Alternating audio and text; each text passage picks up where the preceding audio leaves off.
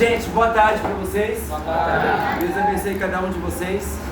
Meus queridos, é o seguinte, a gente falou bastante aí sobre a famosa pré-história. Vocês lembram disso? Sim. É claro que quando eu dou uma aula sobre a pré-história, é claro que os passos eles não são tão firmes. Por quê? Porque o que a gente sabe sobre a pré-história ainda é muito longe e é baseado aí em pesquisas arqueológicas, tal. Tem todo o embasamento, mas nós não estávamos lá. As fontes são escassas, não é isso? Só que agora a gente vai dar um mergulho ainda mais profundo e talvez mais polêmico ainda. Por quê?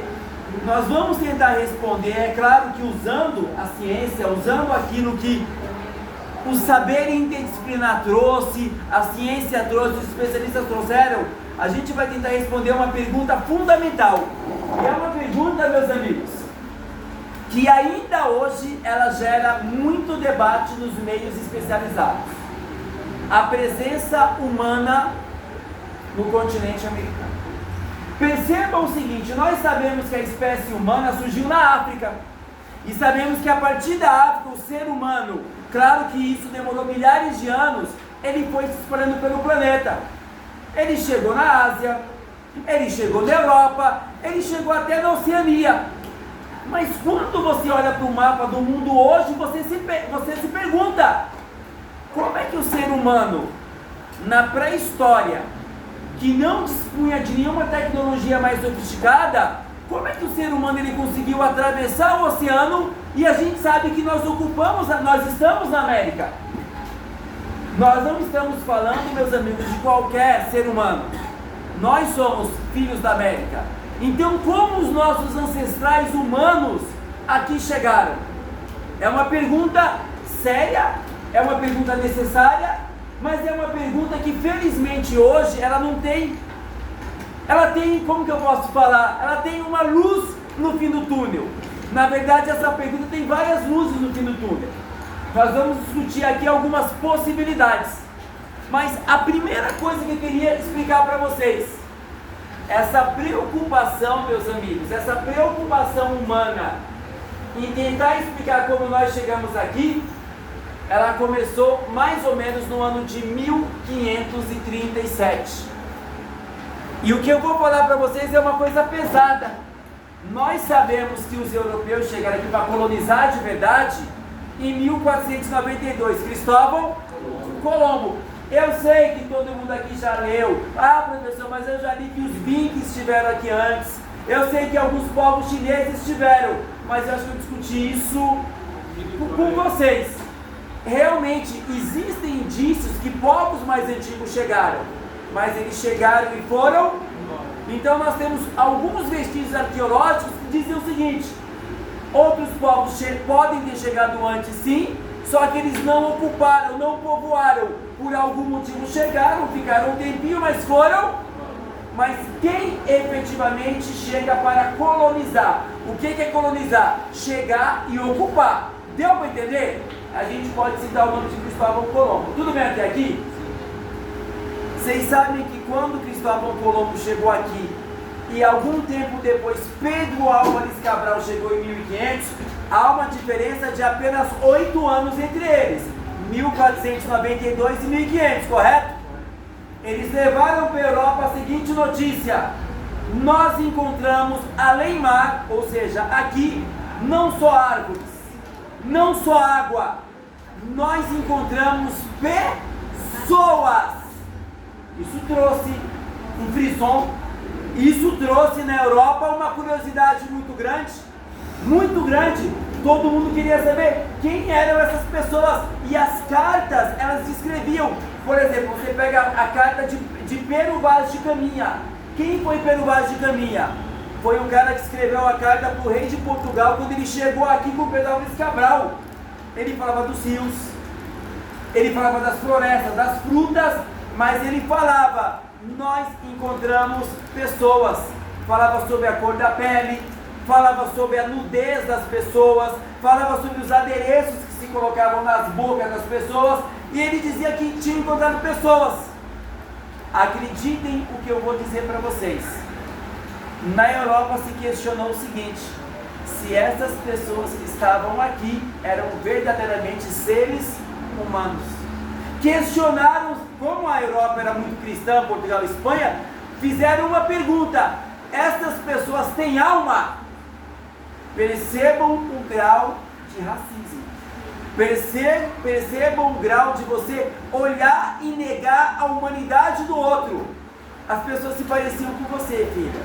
O cabelo liso, a pele da sua cor, uma aparência que lembra uma indígena. As pessoas na Europa chegaram a questionar se pessoas como nós, se nós somos seres humanos.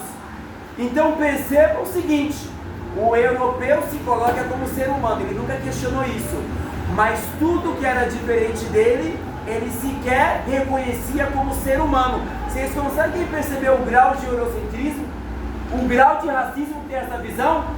Depois do que eles fizeram com os pretos, não precisa nem falar, não é isso? Mas o que aconteceu no ano de 1537? A maior autoridade da Europa disse: os indígenas são seres humanos, eles têm alma. Quem era essa maior autoridade?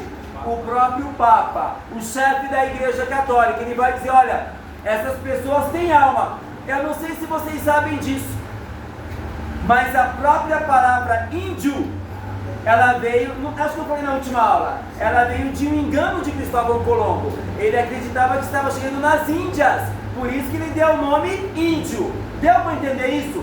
Mas o fato é o seguinte: em 1537 o Papa reconhece: essas pessoas aí, elas têm alma. Se têm alma, são, portanto, o quê? Seres humanos. Vocês entenderam o que eu falei? Só que isso criou um problema. Se o próprio Papa está dizendo que os caras são seres humanos, vem a pergunta: então como chegaram lá? Vocês entenderam o que eu falei? Então essa preocupação de saber como o ser humano chegou aqui, ela nasce em 1537. Por quê? Quando o Papa fala é ser humano, qual que é a segunda pergunta lógica? Se é ser humano, como chegou? Deu para entender? Vocês sabem que naquele período, algumas pessoas chegaram até a imaginar algumas respostas mitológicas, religiosas. Teve gente que dizia assim: olha, Ofir é um personagem bíblico, ele teve uma descendência, essa descendência por algum motivo chegou lá. Então havia inclusive explicações religiosas. É claro, gente, que isso se mostrou o quê? Totalmente errado. E aí finalmente você começa a pesquisar um pouco melhor. Meus amigos, hoje em dia nós podemos dizer assim: eu tenho absoluta certeza que foi só desse jeito? Não existe. Nós temos o quê? Teorias, possibilidades, mas essas possibilidades, elas são baseadas no achômetro? No grupo da família do WhatsApp? É claro que não, mano. Essas hipóteses são o quê? Fruto de quê? De vestígios arqueológicos. Se eu estou dizendo que existe essa possibilidade, é porque eu tenho o quê? Algum indicativo, alguma prova que isso aconteceu. Deu para entender o que eu estou falando? Só que agora a gente vai mergulhar numa coisa que é mais complicada. Por que não existe uma única teoria? Por que não existe um consenso entre os historiadores? Por exemplo, ninguém duvida que a espécie humana surgiu na África. Tem algum debate sobre isso? Não tem mais debate. Isso é uma coisa dada como certa, exata. Mas em relação à chegada do ser humano à América, aí você tem treta. Por que você tem treta? O que eu vou explicar agora cai no vestibular. Primeiro, porque existe uma variedade muito grande de quê? Fontes espalhadas em praticamente toda a América. Você encontra vestígios arqueológicos lá nos Estados Unidos, no México, você vai descer até a América do Sul, até no Brasil você tem vestígios arqueológicos. Então você tem uma gama muito grande de vestígios, beleza? Segunda coisa, essa é a mais complicada: as datações são muito diversas. Você tem datações que tem 12 mil anos atrás, você tem datações que se fala 18 mil anos atrás, você tem datações, a Miete Guidon, que é uma arqueóloga brasileira, ela acredita, e ela é respeitada no mundo, não é uma unanimidade, mas ela é respeitada, que a presença humana na América tem 100 mil anos. Então percebam que tem muita data, muito quebrado, não tem como saber. Deu para entender? E aí tem uma outra coisa que é a pior de todas. É a política, é a nacionalidade. O que é isso? Todo país quer puxar a sardinha para o seu lado. Toda universidade, academia, as universidades querem dizer assim: o meu país foi o primeiro. Chegou aqui primeiro. Por exemplo, lá nos Estados Unidos tem a comunidade Clovis. É um sítio arqueológico. Lá eles datam os fósseis de 12 mil anos. E os Estados Unidos, é claro, as universidades norte-americanas querem dizer o quê? Nós fomos os Só que lá no Chile, aqui embaixo, Estados Unidos lá em cima, não é isso? No Chile, aqui embaixo, tem alguns fósseis que datam 18 mil anos. 12, 18. Os Estados Unidos aceitam isso? O que os cientistas lá falam? Não, vocês estão vendo errado. Não, isso aí na verdade não é bem assim não. Então, o que eu estou dizendo? Além de você ter muitas fontes, muitas datações diferentes, há todo o quê? Um jogo, uma luta política. Porque, gente, uma universidade que prova que eles foram os primeiros, isso traz prestígio para a universidade. Isso traz nome para a universidade. Isso traz nome para o país. Então isso envolve o quê? Uma luta nacionalista. Cada um querendo puxar a sardinha para o seu lado. Vocês entenderam o que eu estou falando? Sim. Alguma dúvida? Não. Então vamos lá. Vamos ao que me interessa. Meus amigos, hoje em dia, quais são as principais teorias que explicam a chegada da espécie humana na América? Eu vou falar uma aqui que todo mundo sabe, e eu já falei a aula passada: o Estreito de Bering. Vocês lembram que eu desenhei aquele mapa para vocês? Sim. O que a geologia nos mostra? Que há cerca de 20 mil anos atrás, o mundo passou pela sua última era do gelo. O que aconteceu com o nível do mar? A gente fala-se de 140 metros abaixo do que é hoje. Mas é muita coisa, não é muita coisa? Vocês sabem que o mundo é redondo, não é? Então isso quer dizer o seguinte, que um lado do mundo, uma parte da Ásia, fica muito próximo da América. Do outro lado é o Oceano Atlântico, grandão. Do outro lado quase encontra. Essa região de encontro é chamada hoje de quê? De Estreito de Bering. Hoje em dia você atravessa andando? Não, porque existe o quê no meio? O mar, então não dá. Só que o que você acredita? Que quando o mar realmente estava muito baixo, e, gente, e eu quero que vocês entendam isso, não é, não é que o mar ele ficou baixo assim, tipo, ficou baixo 10 dias, os caras atravessaram rapidinho e depois subiu, não! Ficou milhares de anos daquele jeito. As pessoas que atravessaram ali, elas sequer um dia poderiam imaginar que hoje o mar engoliria aquilo. Eu vou falar um pouquinho. Não sei se vocês sabem disso, gente. Existem alguns lugares no Nordeste brasileiro que eles sobem em cima de montes e eles acham, sabe o quê? Fósseis, sabe de quê? De peixe. Quer dizer o quê? Quer dizer o que isso? Que um dia, muito no passado, aquela região foi o quê? Foi mar, cara. Gente, quem garante que daqui a 500, 700, 1000 anos, onde nós estamos agora, não seja o fundo do mar? Ninguém garante isso, gente. O mundo está em cima de placas tectônicas, estão se batendo o tempo todo. É claro que essas mudanças, gente, não fiquem com medo.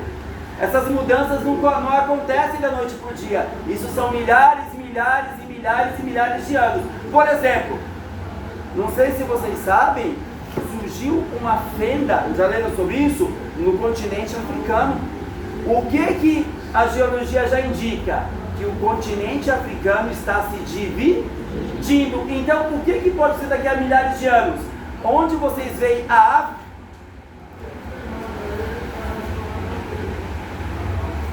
E eu estou gravando a aula. Onde você vê a África, daqui a milhares de anos, você tem um oceano exatamente ali no meio. Você tem um Atlântico, um no meio e o Pacífico. Hoje em dia só tem os dois. Então percebam, gente, que a Terra está em constante o quê? Mutação. Deu para entender o que eu estou falando? Então, qual é a primeira ideia? Que na última glaciação, levas de seres humanos em busca de comida, fugindo do frio, não se sabe exatamente. Eles atravessaram ali da Ásia para a América e depois eles povoaram. Essa, gente, é a teoria mais aceita. O que respalda ela? Nos Estados Unidos tem uma comunidade que a gente chama de comunidade Clovis. O que é isso? É uma comunidade onde achou-se vários vestígios arqueológicos, lanças, restos de fogueira e muito parecido com os povos da Ásia. Então isso nos mostra o quê? Que em algum momento houve o quê? Uma travessia. Só que qual que é o problema? Durante muito tempo acreditou-se que só tinha essa, que essa estava verdade. Só que lá no Chile, lá não, aqui no Chile, que o Chile é perto daqui, não é perto daqui? Sim. Achou-se vestígios arqueológicos numa região chamada Monte Verde. Só que, olha o detalhe, os vestígios arqueológicos não são datados de 12 mil, mas de 18 mil anos atrás. Isso quer dizer o seguinte, que eles são mais antigos que a comunidade Clovis. E aí, o que algumas pessoas começam a acreditar? Que antes do mar baixar, algumas pessoas passaram por Bering, mas ainda era água, e passaram com o quê? Com barcos. Deu para entender o que eu estou falando? Sim. Mas não tem só essas duas, meus amigos, tem mais teoria. Se você pegar a costa da América, a parte de... Porque a gente está numa costa da América, nós estamos numa costa? Tem outra costa lá atrás, onde são os Andes. Você encontra vários vestígios arqueológicos até mais antigos. O que se acredita? Que os seres humanos saíram da Oceania, o mar era muito mais baixo, você tinha muito mais ilhas que você podia ir salpicando, e eles vão chegar aqui pelo Oceano Pacífico. Alguns acreditam nisso. Tem vestígio arqueológico? Tem vestígio arqueológico. Deu para entender, senhores? Tem uma outra teoria também, essa quem defende é Elias de Guidon, que como o mar estava muito mais baixo, os caras vieram pelo próprio Oceano Atlântico. É um rolê maior, não é maior? Mas existe essa teoria.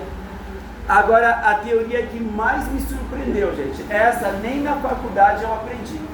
O nome dessa teoria, autoptonotista. O que é isso? Algumas pessoas acreditam, essa eu acho que é viagem, que os seres humanos que vivem na América, eles não surgiram na África, eles surgiram na própria... Eu não ponho fé nisso, mas eu só quero que vocês saibam que existe essa teoria. Quem criou essa teoria, na verdade, foi um pesquisador argentino, tá? Tem um pessoal que põe uma fé nisso. Deu para entender, senhores? Outra coisa que é importante que vocês saibam. Uma teoria desmente a outra? Não. Na verdade, muita gente já acredita que essa imigração para a América, ela aconteceu em 4 ondas diferentes. Então, uma não desmente a outra. De repente, chegou uma galera por cima e chegou uma galera por baixo também. Só que em momentos diferentes. Vocês entenderam o que eu estou falando? Alguma dúvida? Meus amigos, na minha próxima aula vai ser mais polêmica ainda. Porque eu não vou falar da pré-história da América. Vou falar da pré-história do Brasil. É um erro a gente dizer, e se eu for na rua, se eu perguntar para 10 pessoas vão me dar uma resposta. Eu vou perguntar assim, quem foram os primeiros habitantes do Brasil? Sabe qual vai ser a resposta? Os indígenas. Essa resposta é totalmente errada. Totalmente errada. A gente vai falar sobre isso na próxima aula, tá bom? Gente, eu estou muito cansado hoje. Eu espero que vocês tenham entendido a aula. Muito obrigado, tá bom? Obrigado, de coração.